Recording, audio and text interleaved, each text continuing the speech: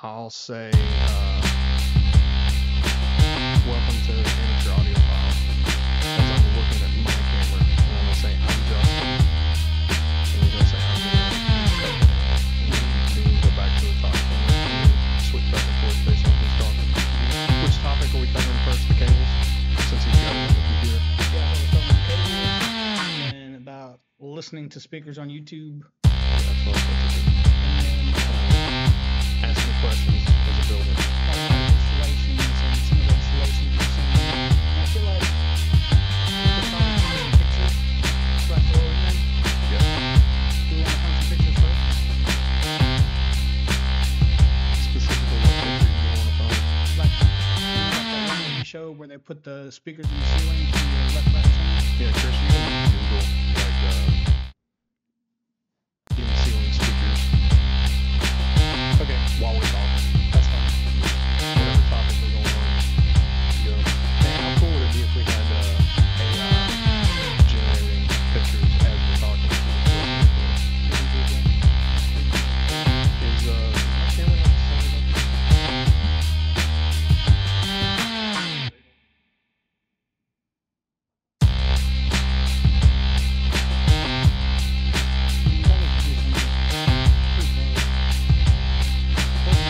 Good enough to work?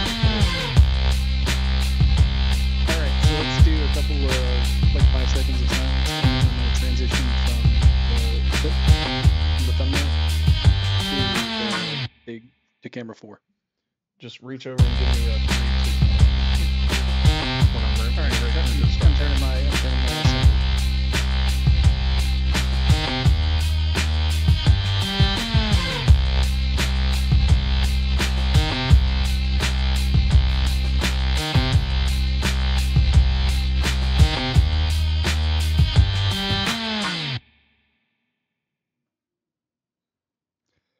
All right.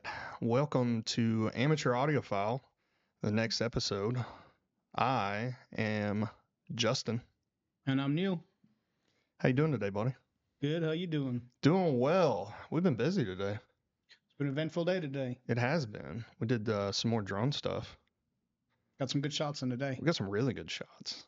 Looking forward to wish, the end result. Once we see the final edit, it'll be magical. That's gonna be sick. I wish we could throw that up right now. We'll do that on the next episode. Throw up some footage of that so we can check that out. So, yeah. So we've talked about while we were over there shooting the stuff, we talked about what we wanted to have as our topic for the day today, and so the first one that we came up with was your idea. So I'm gonna Yeah. let you take the lead on that.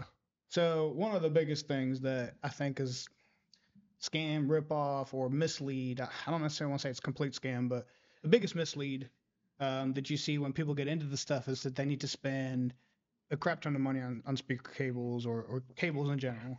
And there's like this huge misconception that they have to spend a bunch of money on that to really get good results. So I wanted to kind of show a product that I've come across that I found that is one of those prime examples. And we could pull one of those up on screen. It's a company called Audiophile. And they make a pretty wide line of speaker cables, but we're not just speaker cables, HMI cables, power cables, all of those. But when we look at this list, and this is like the early on, but as we scroll down to the bottom of this Holy list, crap! right, we're getting into the thousands of dollars now. So here at the very bottom, 5 figures. there is a speaker cable that is $60,000 for a cable. Was it made out of platinum? There's a lot of things in it apparently that they claim. It's got a little battery pack in the end of the wire that is supposed to help clear out noise and make the signal stronger and give you better highs and lows and all dynamic range. And they're like, you read everything they say about this, and it is like, wow, I just hear a bunch of marketing fluff. So to point out too, this is a 8-foot cable. This is not like a long cable, okay? This is a 8-foot cable for $60,000. How expensive are your speakers? If you're spending $60,000. Oh, if you want to go 15 foot, it's $100,000. $100,000 for a cable. I can build you a hell of a home theater start to finish out of an unfinished garage for that kind of money. So, and one of the things I thought was actually quite interesting, when I watched a review on those cables once, and they have like a whole brand, but it's called Audiophile. Sure you've heard of it. They do some good content, and this guy, he's pretty smart. Like when you listen to him, you can tell he knows what he's talking about. And he actually took these cables and measured them. He's got some really fancy equipment, and he measured the performance of the cables. And that $100,000 cable or $60,000 cable measured worse than like a $50 or $100 cable that he was comparing it to. But bro, I spent $60,000 on my cables. How cool am I? Yeah, well, congratulations. You just threw a bunch of money in the dirt. Even if they are better, they're going to be marginally better. Just say they are better. They're going to be marginally better. You can only get so good. You're at a point of diminishing return. You passed that point of diminishing return. Way past it. And I'm going to go back to Chris's favorite quote of mine on this show. We're not dogs. You can only hear to a certain point to where you can tell a difference when you're actually listening to something coming out of a speaker. It can only be so clear. Yeah, so to put that in perspective too, right? So like there's always an ideal spot for a speaker. There's an ideal seating position, an ideal distance, right? I would say that getting that more expensive speaker, even let's say gave you half a dB of increased volume and clarity and all that stuff, me turning my head sideways would be worse than that cable. Yeah. So the reward you get out of that could be completely diminished just by having the speaker a foot too far away from you. Yeah. Well, I'm going to go out on a limb and say this, and I would probably be willing to bet money on a blind test to where if you took a very high-end system with a very nice set of speakers that are properly positioned, properly tuned in a treated room, and you're watching a movie or even doing 2-channel listening, either way, in a dark room, and you switch from one cable to the other, just your average cable, not your cheap Walmart cables, but like a decent cable that actually does a good job, you're not going to tell the difference. No, you won't be able to. You will not be able to tell the difference. Now, on what you just said, I kind of want to touch base on that because there is a too cheap of a cable. Yes. So that does exist. So I don't want to give that like a misunderstanding saying that, well, just get the cheapest thing you can find. Yeah. One of the biggest things that they have found, like especially for speaker wire, is you want to get an oxygen-free pure copper. Yeah, you can get interference. So you get that oxygen-free pure copper, you're normally pretty solid, and most of those is going to cost you, $50 to $100 for a roll. Yeah. And that'll get you everything you need. Now, you don't want to go with the bottom of the barrel, the like $2.50 from the Dollar General. Exactly. Because I promise you, those will not get you. You will at that point be able to notice a difference. Right. Yeah. Like for instance, I mean, we're using HDMI cables in here right now for the monitor that we are using to look at to see how everything looks. That's all we're using them for. They were like $3 at the Discovery outlet down here because they were on clearance or it's a salvage plate, whatever it is. And that's fine for this little 32-inch monitor that we're using to see ourselves. But I'm not going to use that HDMI cable in the theater back here. You're going to tell a difference. You will be. I don't know that you can like instantly tell a difference, but like there's one thing that I noticed one time I was messing with some cables, and my TV has a higher refresh rate. And if the cable can't support it, the 4K, and then it had the HDR stuff, right? Yeah. And the HDR would not work. And I kind of went back and forth, and I was like, "What's going on?" And I finally looked at the cable. I was like, "Oh, this is a cheap old shitty cable." Yeah. So I ditched the cable, got a different one. All of a sudden, my HDR started working. Yeah. So there is differences there, especially when you talk about HDMI cables. There is definitely some differences. Right. Same with the speaker cable, the RCA cables. But you go with a mid-grade quality, that will be everything you need. Typically, middle of the road is going to be best. I mean, in anything in life, typically You're gonna have something that's really cheap, something that's really expensive, and then the one in the middle. And 90% of people are gonna go with the one in the middle, whether it's accessories for audio equipment, whether it's construction work. Typically, people don't go with the cheapest guy or the most expensive. They go with the one in the middle. Whether you're buying a car, whatever it is, typically people are going middle of the road, and that's usually a pretty good way to go. You usually can't go wrong there. Absolutely. So yeah, that's that boggles my mind to spend $100,000 on a six. Was that a pair of cables? It was a pair. Congratulations, you got 2 for that price. It does say pair. I don't even know what else to say. Like, I want to know how many of these they've actually sold. Is this just like a marketing gimmick to get people to talk about them? I don't know.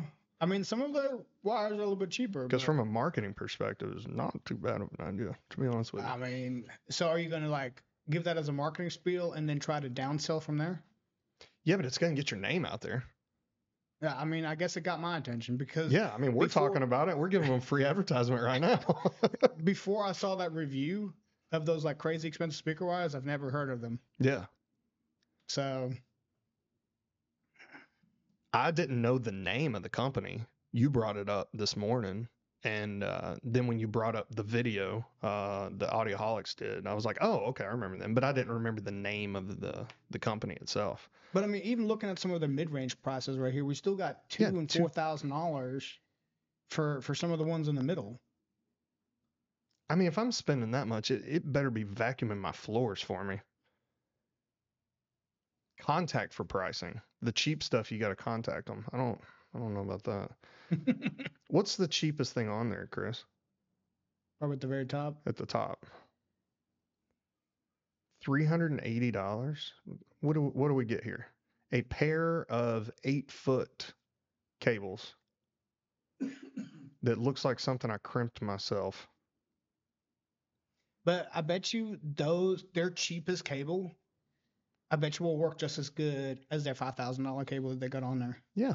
And so, when you read some of the stuff that they're saying, like, keep your audio signal clean and uncluttered and like all the stuff that they had right there just in that quick sentence, it's like, how do you try to upsell that to the next bigger thing? I just blows my mind.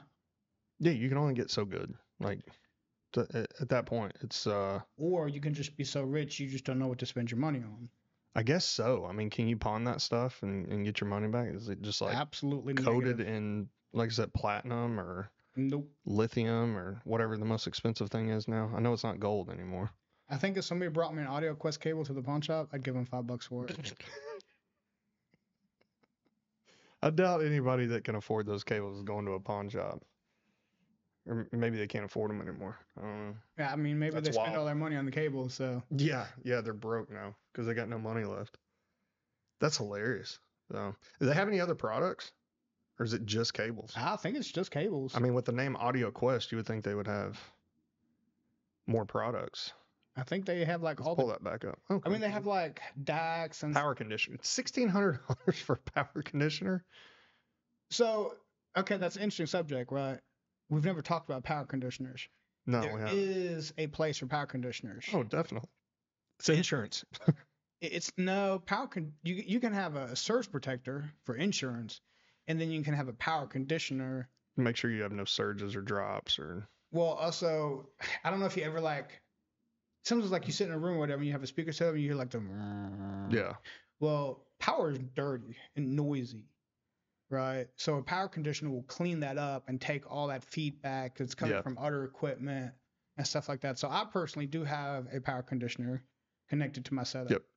Yeah, I typically always install one on a build. It's one of those things that I think it's not something that you're necessarily going to hear right away, but if you really, really listen, sometimes there's certain times when you get like some of those quiet scenes and stuff like that. Yeah, especially when you've got it humming. When you've got it cranked up.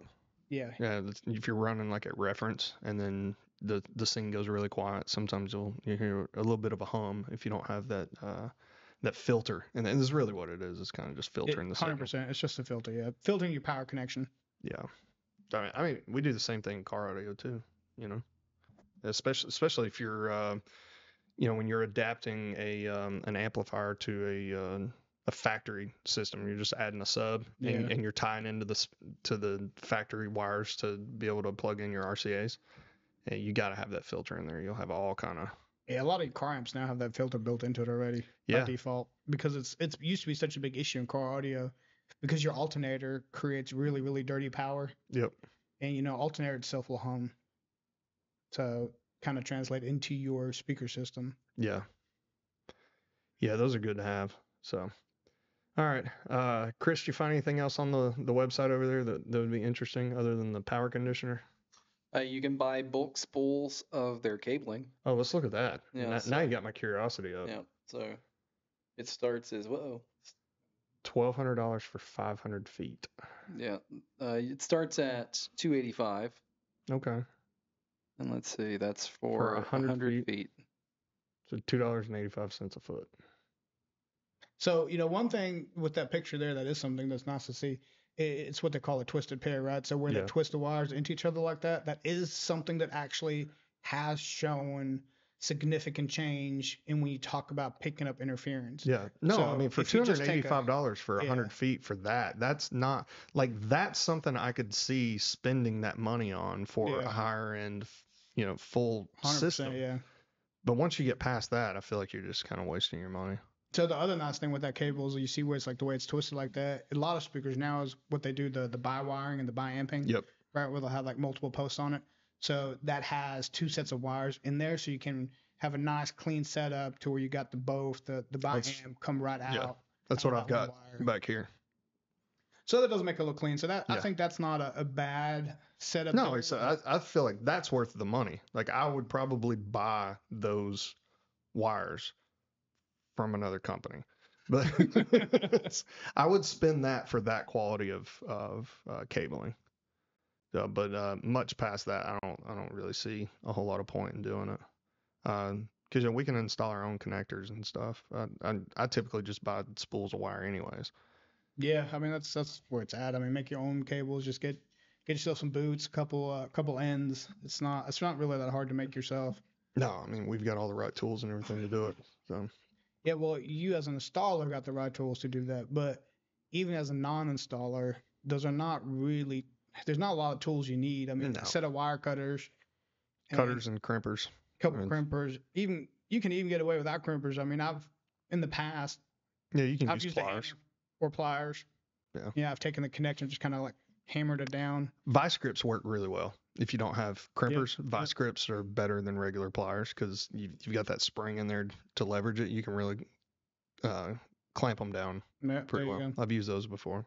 And then just a little bit of heat shrink over it. All you need is a cigarette lighter for that. Heat it up. Yeah, makes it good. Makes it look clean. No. Clean and crispy. There you go. Crispy. So cool. All right. Well, that was infuriating. No, I'm just kidding. What's the next topic we want to cover today? So the next thing that I want to talk about is looking at speakers on YouTube. Oh man, yes, I want to talk about this forever. Because it's one of those things where you look at a review and you listen to the speakers and first they talk about the speakers and they kind of show the speakers off, and that's cool. I love that part, right? When they give their subjective opinion to it and say, okay, this is how I felt of when I listened to it. This is the differences I heard here and there. And there's some channels out there that I've seen that do a fantastic job about that. And, some of the stuff you kind of have, they use some keywords, I guess, to, make it sound a little bit more special than it is. But the funny one is that I see is I've seen some, there's one channel that's he does really good reviews too, but then he says at the very end, he's like, all right, let's do a little demo. And he sets it up and he's sitting in his own home theater and doing a listening demo. And before the demo starts, it pulls up a thing across the screen, says, make sure you put on your headphones to get the full experience. And I'm like, okay, well, the headphones I got are okay, but I got this really nice home theater. Yeah. Well, why would I put on my headphones if I can listen to it through my really nice home theater? Well, the problem at that point is still. But then you're listening to it from your speakers. Right. Yeah, exactly. So you're recording it with a microphone. The thing gets dumped into YouTube, compressed and changed, and now it plays either through my speakers, which will sound like my speakers. Yeah, and it's most likely only going to come through in either stereo or mono. Yes, it does never come through as full surround sound. No. And then You might have left and right. Like our cameras in here have left and right. That's all you're going to get. There's not going to be any processing. Like us sitting here talking, going into that camera, it is not going to be able to process that signal to send it for surround sound. So they do make those really fancy mics. I don't know if you've ever seen those, but there's this microphone out there that looks like a head. Yeah. All the head's missing, but then there's a pair of ears on each side of it, right? And that microphone is supposed to record the way we hear. Yeah. But again, the problem you run into is first off, how much does this cost? And secondly is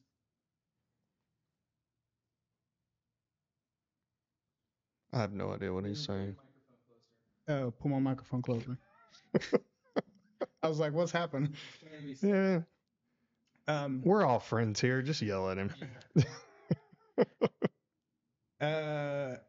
So the microphone that looks like Mickey Mouse. yeah, the microphone looks like mouse ears. But then again, you run into that same issue is now you're compressing it through YouTube, It's only as good as what you can reproduce. laying it back on my speakers or my headphones. So Yeah. I put on headphones, and the headphones that I got on might sound completely different from the headphones you got on. Dude, it's pointless. Like when it comes to audio quality, you can't reproduce it and then play it on a different set of speakers and it sound the same.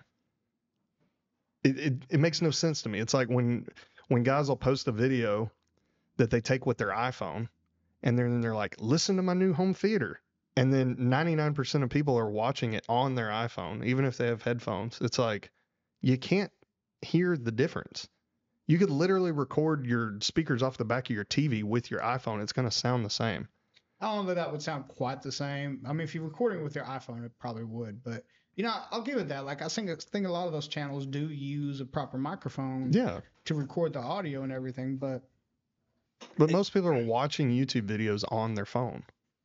yeah. So, I mean, how's that going to change anything? Where are you going? Who wants it even closer? Thanks. Thanks, Dad.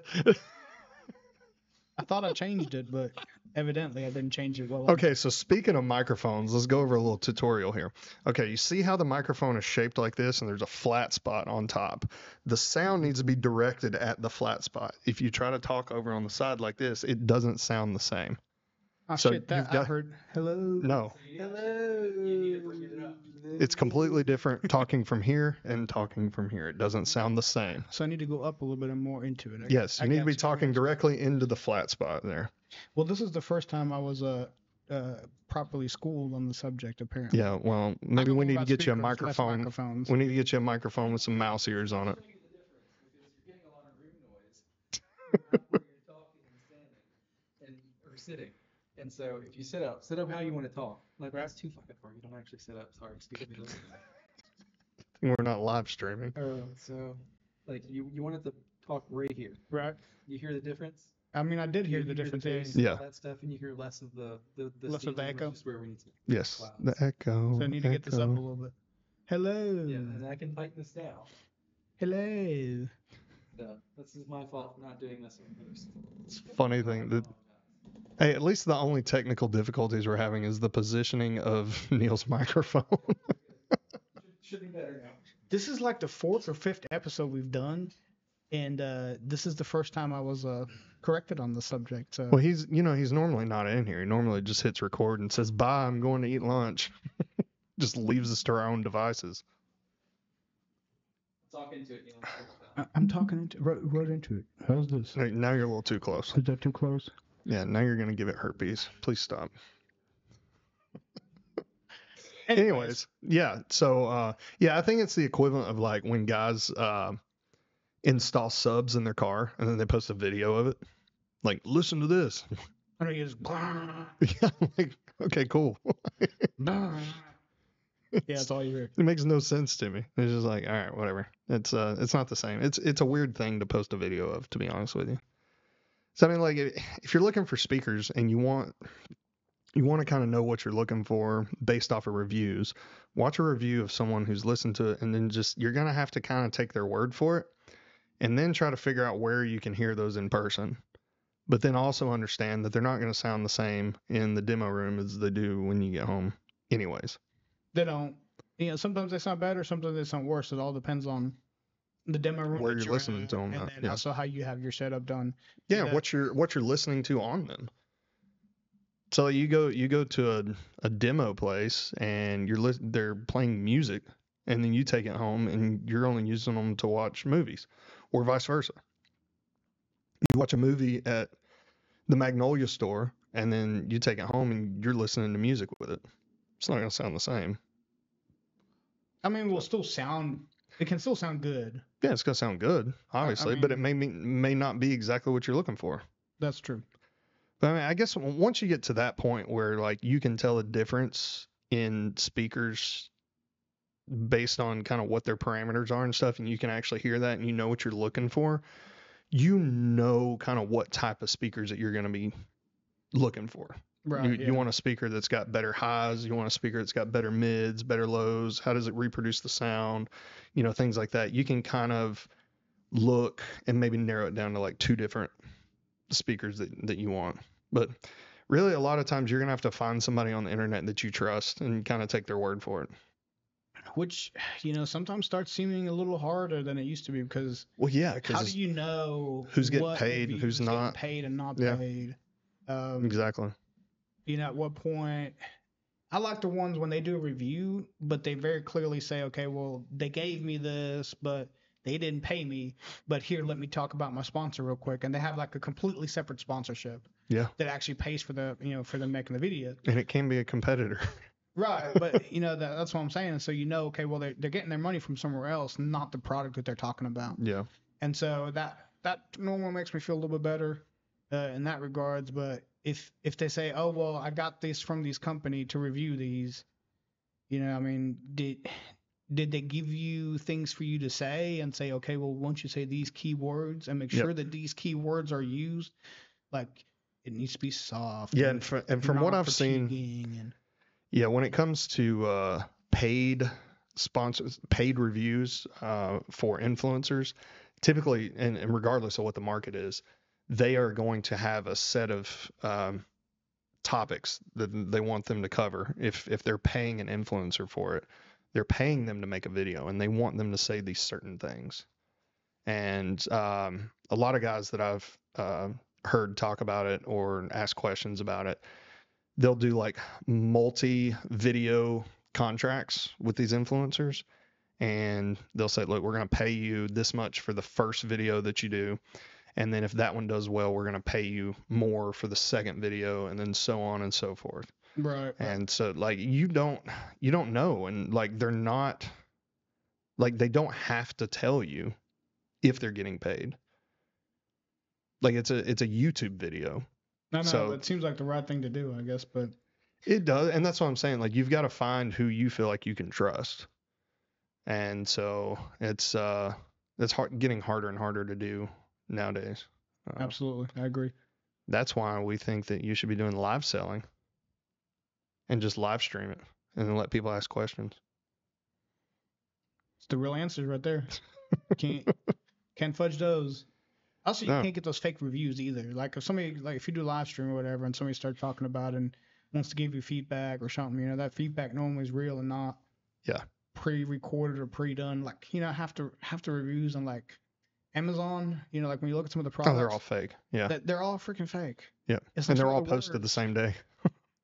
Well, they're for a minute, and I think Amazon actually tried to put a stop on that, but like they're for a minute.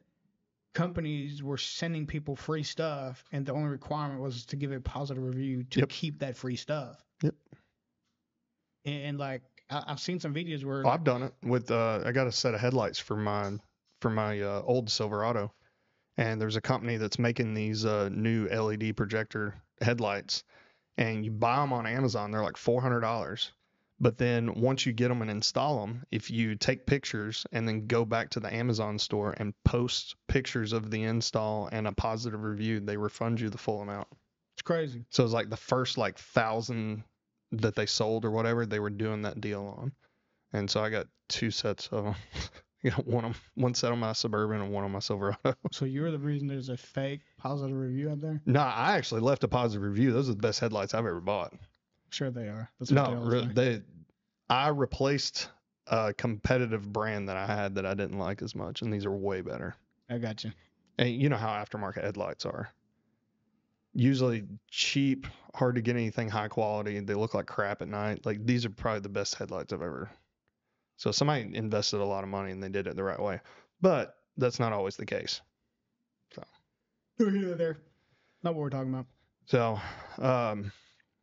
onward and upward. Onward and upward. So, the last thing we kind of wanted to talk about today was installations. Kind of just, I was sitting and I was looking at some like home audio setups that contractors have done and stuff like that, and you kind of look at some of those and you think to yourself, do you actually know what you're doing? No. So simple answer, no. There was one picture that stood out to me, and I thought that was kind of funny. Was like a very simple setup, right? It was like a living room setup, relatively basic TV, and they did a in-wall speaker setup, except for the fact that they didn't put them in the wall, but they put them in the ceiling. Mm-hmm. So they put your front, left, and center speaker in the ceiling. That's what I have in my camper. So how does that sound? It sounds like crap. When you have that coming from the ceiling, how are you going to it's not even about hearing it. It's so disorienting. It just doesn't make sense. When you're watching TV and you're looking here at the TV and then the vocals are coming from up above you and they're not even pointed at you. They're just straight down firing. It's awful. It's so bad. I ripped them out. Like they came from the factory in my RV and I took them out and put a sound bar in. And put it right under the TV. So I know we've kind of like dissed a little bit on the sound bars in the past, our past episode, but would you rather have 3 in-ceiling speakers or 1 sound bar? If they're going in the ceiling, I'd rather have the sound bar all day. So that that's my point. At least the sound is directed at you from the position that it should be coming from. Right. If you put it right under the TV. So that makes a huge difference. In-ceiling speakers that are just down firing, just placed kind of wherever, is only good for music. Or for an intercom system in a freaking office. Or for a restaurant for some background ambience noise. Yeah. Ambience? Ambient noise. Ambient? Oh, I thought you were trying to say ambiance. I mean... Let's say that was an impotent... Oh, I'm sorry. Well, well, you got to go there, man. I'm making fun of myself. So, yeah. So when it comes to builders, especially like developers and stuff, I've seen so many to where in these new house builds, they are offering, like what you're talking about, they will offer a home theater. Some of them even call it a home theater. And you're right. I've seen them to where they put them in the ceiling, just 5 speakers in the ceiling and just place them just kind of wherever. Because they want it to look nice. They want the appeal. They want it to blend in. Yes, they want it to blend in until we can't see it. You'd be better off just running the speakers off your TV. But these guys, so I'm a contractor. I build houses. I work with a developer. And I know a lot of builders. I also build home theaters. Do you know how many guys I personally know who know anything about both? 0. None. I mean, I'm not saying there's none throughout the country, but here locally, and all the contractors that I've networked with in my business coaching group, none of them that are builders know anything about home audio at all. Right, because they don't care about it. They don't need to know. But they also want to save as much money as possible on a new construction build. So they're not going to hire a guy like me to come in and actually do it properly because they're not going to get that money back when they go to sell the house. There's, especially in the market today. So like I'm talking from a builder's perspective and someone who buys and sells houses. In today's market, especially here in the Southeast, the prices for homes are through the roof. Yeah, I mean, not just here in the Southeast. I think that's across the board. Yeah, well, I mean, compared to what they were 10 years ago, like we're still way cheaper than like California and New York and places like that. Right. But compared to where we were 10 years ago, the prices have skyrocketed. So a house here is only going to go for so many dollars per square foot, regardless of what's in it. It doesn't matter. So you go in and spend $20,000 putting in a nice surround sound system for a home theater in a new house, you're not going to add $20,000 of value to the house. So that's why they're doing it that way. Well, maybe they need to use AudioQuest marketing tactics to sell the value. The banks aren't going to loan the money, so it doesn't matter. Dang. That's the issue. Like the buyers are only going to be able to borrow so much per square foot. Right. Yeah. And so you're spending money on something that does not have a return on it. Like there's no return on your investment for putting speakers in someone's living room. Right. The bank is going to look at that and be like, oh, we don't care. You didn't add square footage. You didn't add another bedroom. You didn't add another bathroom. It's not going to increase the value of the house. So as a custom builder, they're offering those as a package, and they can only charge so much. Like for extra add-ons and stuff, say they've only got $4,000 or $5,000 to spend. Mm-hmm. If they're charging the person buying the house $5,000, if that's actually what they're charging for the equipment and for the install, you can imagine what they're spending. They're not spending a whole lot because they want to at least double their money. So that's where you end up in those situations. So our best advice is if you're having a custom house built new and the builder offers you a theater package or a surround sound package, pass and have it done on your own after the fact, after you close on the house and before you move in, bring in a professional if you have the money to spend and have it done the right way. Because if you're having the builder doing it, you're wasting your money because you're going to have to fix it later on anyways. So could you ask the builder to only run the wires through the walls, but not do anything else? Yes. That is your best option. If you don't want to have to go back and run wires behind your sheetrock after everything's already finished, if you're working with a custom builder and you can pay him to have his electrician go ahead and run the speaker wires, you know where you want them to come out at, go ahead and just have the plates put in the wall with the plugs and everything, and then when you put in your speakers, you just plug them in. So that sounds like an ideal setup for me. That's the ideal way to do it. That's what I would recommend everybody do. Just have it pre-wired and then hire somebody to come in and install the speakers and do the tuning and all that for you. Also, make sure you don't let the builder pick the speaker wires. Pick it yourself. Buy the speaker wire yourself and deliver it. And I mean, I would give that advice to anybody. If you're having a custom home built and it's not a spec house, I know we're getting kind of off topic here, but it's still kind of related. Stay on top of them for everything. Be on site as much as you can be because they will cut corners. There's so many moving parts. It's don't hard. Trust the builders is what he's saying. No, I'm not saying don't trust the builders. I'm saying there's so many moving parts. It is hard to keep up with changes and add-ons. So if there is custom stuff that you want that's not on the original blueprints, then you need to make sure that that's getting done. I got you. So like if you're upgrading the insulation, so say you want spray foam instead of regular roll insulation, you want extra insulation on your interior walls, which is not building code. But if you're going to build a home theater, make sure you're insulating all the walls, stuff like that. Make sure it's getting done before the sheetrock gets put up. Go by and actually look at it. So, that sounds like solid advice. It's the best I can do, man. I mean, I'm doing the same thing. My house that we're building right now, it's a remodel. It's a house that was built in the 60s. But the master suite is actually a brand new addition on the back of the house. And I've sound deadened all the walls inside. So how much would it cost somebody to run speaker wires through the wall afterwards versus during? At least double to do it afterwards because you're going to have sheetrock repair and stuff like that. To where honestly, like if you just know the basics and you're having a house built and you want to go run the speaker wire before the sheetrock gets put up, you can run it yourself. It's not that hard. I mean, it is super, like it does not get any easier than running speaker wire when you're still at the bare studs. Yeah. It doesn't get any easier than that. No. It's so easy. I mean, you can mostly just go along where the holes already at in the studs for the power wires. Yeah. Electrical stuff. So, I mean, most of the time you already got holes there anyways. I mean, I would recommend keeping your speaker wire away from your power wires because you don't want that that interference because you're going to have electricity moving through there and it can't interfere, even with the properly coated wires and stuff. So try to keep it away if you can. So don't run it through the same holes and stuff like that. I would keep a couple of feet distance between them if you can. So That But makes sense. yeah, if you know where the speakers are going to go, just go run the wire yourself.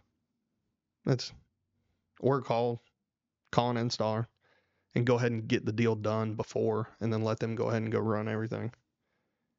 That's a much easier way to do it. That's why we prefer, like if I'm building out a theater, I prefer it to be a room that's not finished first, like an attic or a garage or something like that, because then we can run everything the way that we want it. Without having to tear out the Without having to drywall. tear out the sheetrock. Yeah, because you're just doing double work at that point. You know, it's not that hard. I mean, in-ceiling speakers are the easiest if it's on the top floor and you have attic access. That's a cakewalk. Yeah, I mean, you can just drill a hole, go in the attic, and pull them across. I mean, that's pretty Yeah. simple. Yeah, that's easy because I mean you're cutting out the sheetrock to mount the speaker anyways. But very few of your speakers are going to be in the ceiling. You know, you're only going to have 4 speakers in the ceiling if you do an Atmos system, but that doesn't account for the 9 or 7 bed layers or 5 bed layers on the minimum, right? So, I mean, what I see the most often, even as a retro install, is still tower speakers, a regular center channel under the TV or projector, and then the only thing going in the walls is the surrounds and the Atmos speakers. right. Typically, I'd say 9 times out of 10, people are going with tower speakers in the front. So as an installer, I got a challenging setup for you, because Uh-oh, he's testing me now. I know, right? So you got a room, and you know a lot of our rooms nowadays are kind of more like an open concept, Yes. right? Especially in the living rooms and stuff like that. So I want my setup to be in the living room, but I want to have 7 bed layers, right? So you got your front, your left, your center, but then you have your sides and your backs. But the room now, like let's say you got the room here, but then it opens up to the kitchen. So this entire area over here is all open, but you want the sound right here. How am I going to put my 2 side speakers up? Speaker stands if you can. So we're just going to have a speaker stand sitting in the middle of the room? Well, then that's where your furniture comes into play. What kind of furniture do you have? I mean, I would say, most people would have like a sectional right there. It's going to be living room. Yeah. It's like a multi-use room, obviously, but it's going to be your living room / home theater. So you'll have a sectional kind of this way, your 2 rears here, your fronts over here, where I'm going to put my sides in the middle of that. Because this is going to be open now to the rest of the area. Yeah, I would come right off the couch. And so if you've got a sectional that comes around, the side of the sectional where is not your central seat, put a sofa table on the back of that, and then you can put the speaker on that sofa table or on a speaker stand right behind it. Can I make a suggestion? Yeah. Have you seen the floating orbs? No. The ones that hang from the ceiling? Yeah, the ones that hang from the ceiling. I have. Oh, yeah. Yeah, use those. That wouldn't be bad. I mean, you can't always hang them from the ceiling. Make them retractable. No. So we could. He didn't say he had $100,000 to spend. Yeah, then we'll get into some automation setups now. Yeah. Where when you turn on the TV, your orbits automatically come there down. you go. Yeah. That's what we have to make. Dims the lights and turns on the LEDs and yeah. But no, if like open concept like that, either mount them on the ceiling, drop down a little bit, or I like to use speaker stands and then just kind of arrange your furniture in a way to where it's like between 2 pieces of furniture somehow. Obviously on the other wall, you're going to have a wall. I'm assuming you have a wall on 2 sides and then the other 2 sides are open. Yeah. So the sides where the wall is, just mount it on the wall. Right. Yeah. I mean, that side's easy. It's the other side that's open to everything. That's like, well, do I just put a speaker in the middle of the room and a speaker stand? But it also depends, like, okay, so like our office out here, like it's an open concept. But we've got a post in the middle because it's 4 rooms that are all kind of open into one. I would put one of them on that post that's right in the middle of the room. Yeah, and then the other one on the opposing wall. That does seem. Yeah. So I mean, it's one of those questions where it's kind of hard, not seeing the specific layout and knowing like what kind of speakers. Like, are you trying to go with in-wall speakers? Are you going with bookshelf speakers? I mean, And like stuff like that. That's a good question. Yeah. And so for your rear, you can put those up on the ceiling tilted down because that's more of your actual back surrounds. Your side surrounds are going to be more. I'm more about keeping those at ear level. So you guys see 45 minutes. This is talk back, so So that's kind of where I'm at on that. I mean, there's so many different ways that you can go about it. It's also going to depend on how high are the ceilings. You know, is it 8-foot ceiling? Is it 10-foot ceiling? Is it 14-foot ceiling? I got you. There's just so many variables. But yeah, for me, if you can use speaker stands, use speaker stands. And if you can rearrange your furniture, that's going to be the simplest setup. So cool. Well, yeah. I think that was the 3 subjects that I had come up with earlier today. So yeah, those are 3. Good job, man. Those are 3 good subjects. I like that conversation. So there's a lot of good information there. I hope we didn't bash Quest Audio or whatever. Audio Quest. I hope we didn't bash them too bad. I'm sure y'all got a great product. I'm just not paying for it. I mean, if Audio Quest ever hears this and says, "Hey, we want to prove you wrong," y'all are more than welcome to send us a sample. Yeah. And we'll hook them up to some of our speakers and check them out. Yeah, we'll bring in a police Malinois and see if they can hear a difference. And well, that's not the point. I want to see if I can hear the difference. I don't think we can. Well, we're half deaf as it is. I just if Audio Quest can back it up and send us some, we were more than happy to check it. Yeah, and then we'll take them to the pawn shop and see what we can get for them. Boom. I'm just kidding. We wouldn't do that. I would definitely show those off though. All right, guys. Well, I think I have. Actually, go back up, Chris. Those green HDMI cables. Up. The Force 40. The Force 48s. I didn't know that was Audio Quest. Yeah, see, that's not bad though. Actually, that's what we use. They sell those at Best Buy. I mean, that's $50 for an HDMI cable. That's not unreasonable. Yeah. Well, that one was $80. We actually used those in the last. I didn't know that was the same company. So I'm sorry, Audio Quest. I've already given you some of my money. There you Hope go. you feel better. There you go. Those HDMI cables are great, and I love the color. They look awesome. So, all right, guys. Chris, you want to play us some outro music? Hey, if y'all got any subjects y'all want us to talk about, leave them in the comments below. Let us know. Please do. We will answer any questions that you've got, and or topics that you want to cover. Hey. Cool. All right. Well, we will be back next week with another episode. Leave some comments. Leave some feedback. Whether you like us or hate us, I don't care. Tell us we suck. That's fine. Thumbs up, thumbs down. One way or another. Yeah, you're not going to hurt my feelings. So, all right. Well, everybody have a good week. We'll see you on the next one. I'm Justin. I'm Neil. We'll talk to you later. See ya. Oh, daddy.